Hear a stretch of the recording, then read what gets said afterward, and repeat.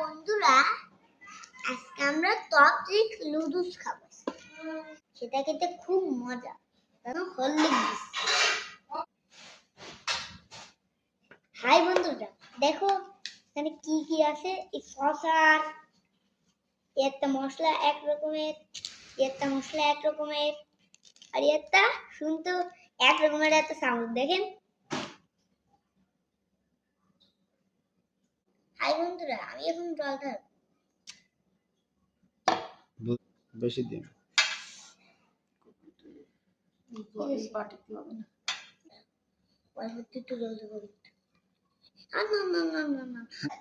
আবার বলো। আমি এখন মশলা দেব। এই কালার এটা দেব। কি কিউট দেখাচ্ছে। এই মশলাটা দিতে বাবা দেব। মশলাটা